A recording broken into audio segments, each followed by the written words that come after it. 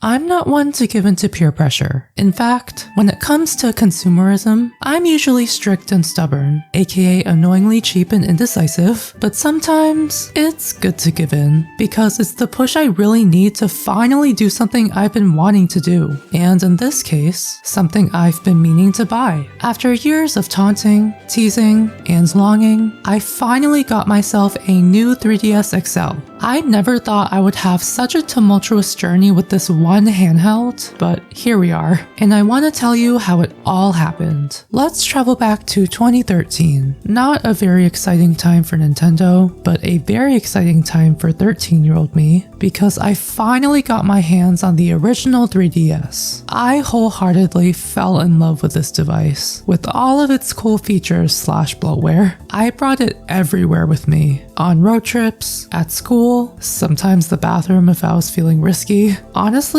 even back then I could tell that the 3DS was a little laggy, but I didn't mind at the time, because every other computer, phone, and tablet that I had were all just as slow. Technology in the early 2010s had a lot of growing pains, let's not forget that. And apparently, Nintendo knew this. I witnessed the new revisions over the years, all promising to outperform the one I had. While tempting, I felt no need to get another model. Before, my sister and I played plenty of DS games together, but now she was about to enter college, which meant less time to play, which meant less of a reason to get another 3DS. But thankfully, I was happy to keep playing on my own. But then the brand new 3DS was revealed, touted as the most premium model yet. Again, I thought it was a beautiful looking console, but for $200? I'm sorry, but that's way too expensive for a teenager with no income, though I was able to see one in person, thanks to a couple high school classmates who did upgrade. Was I a bit jealous? Possibly. I may have tried convincing them to let me hold theirs as if it's an artifact, just to see and feel it for myself, you know? But ultimately, there was nothing I could do except sit and watch them enjoy the premium experience. A couple years later, the Switch came out. Buzz was everywhere, and now that it was my time to apply for college, aka a huge financial burden, getting a Switch at launch was completely off the table. I didn't even have the foresight to save up for one in the coming months. I was literally just gonna wait until one magically fell into my lap, so that meant I was still stuck with my original 3DS for portable gaming for the foreseeable future. I was playing my little copy of Pokemon Moon while my friend was happily playing Breath of the Wild during study period. It's not like I had to sit through the entirety of senior year without a Switch or anything. By then, the age of the old 3DS really started to show. The minuscule screen, the dwindling battery life, and the sluggish load times. But I kept trucking along until finally, at the end of 2018, my sister generously gifted me a Switch. Genuinely one of the most meaningful gifts ever.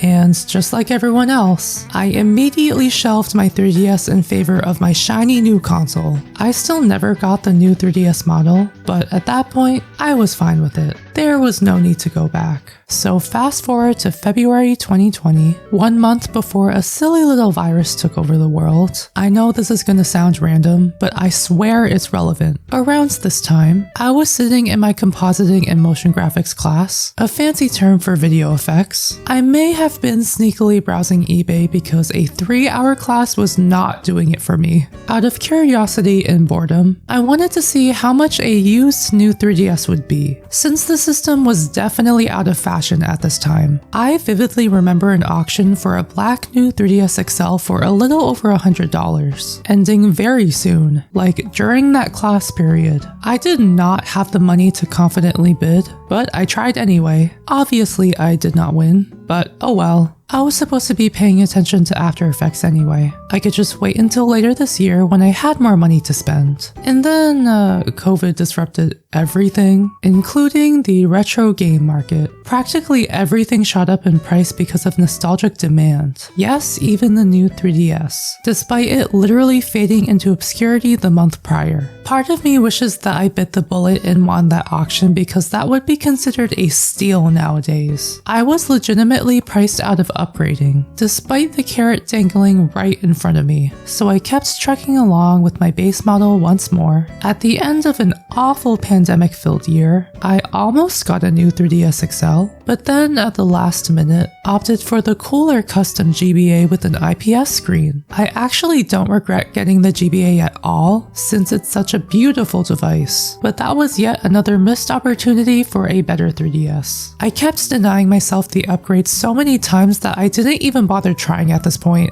I continued waiting and waiting until I kinda stopped caring about the 3DS altogether. That was until Xeon from Nintendo Life was trying to bring back Street Pass, a very noble effort. His call for help pushed me to bring my 3DS to my first PAX East in 2023. Though the venture was quite fruitful, I definitely noticed how sluggish my 3DS was, especially when trying to get as many street passes as possible. My friends tagging along with this snappy new 3DS XL was not helping either. At this point in the timeline, I had been relying on this one 3DS for 10 years. That thing was holding on for dear life. So fast forward to next year's PAX East, this time pulling up with an entire friends group. Very fun, very eventful experience.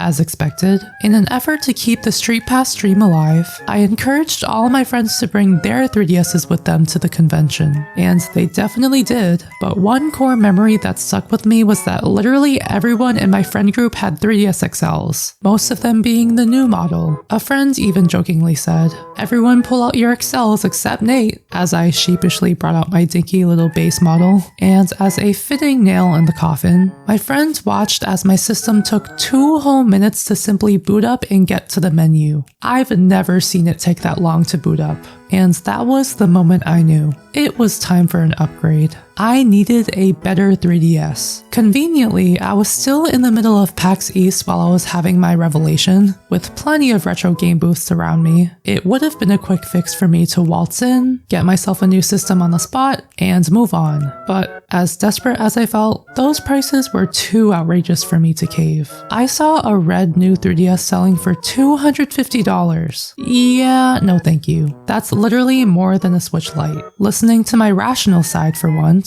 I resisted and walked away because I knew that I could find a better deal online. So after the adrenaline from PAX, I got down to business and started actively searching for a new 3DS online with my leftover convention budget. And would you look at that, I found the same red console I saw at PAX with a charger and a fun carrying case all bundled for $175. Take that, overpriced retro game stores that are likely victims to the retro market bubble. And the moment that system arrived in the mail, it felt like a Christmas miracle. 11 years. From 2013 to 2024, I stuck with the original 3DS. Through Pokemon, through Animal Crossing, through Smash. To say that this upgrade was long overdue is an understatement. The 3DS is such an underpowered device, but it was still my go-to system during my formative teen years. After so much longing and indecision, I finally decided that enough was enough.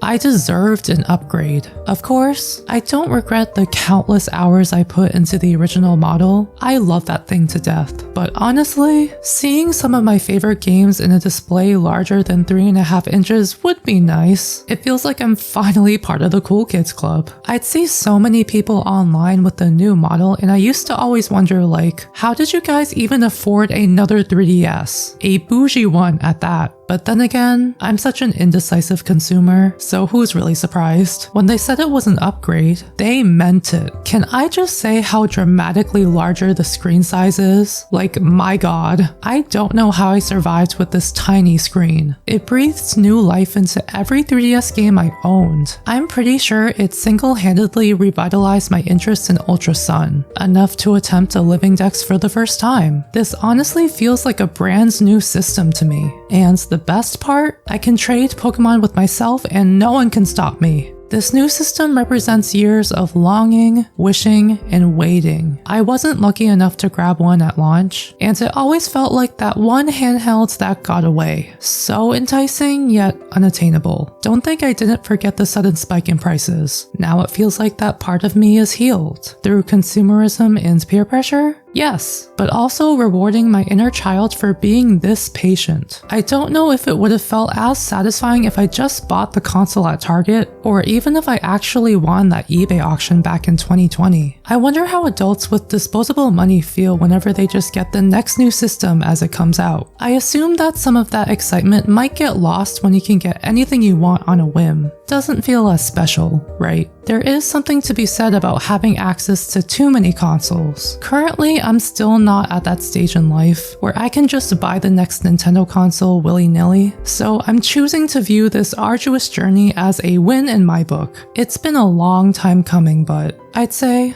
it was worth the wait.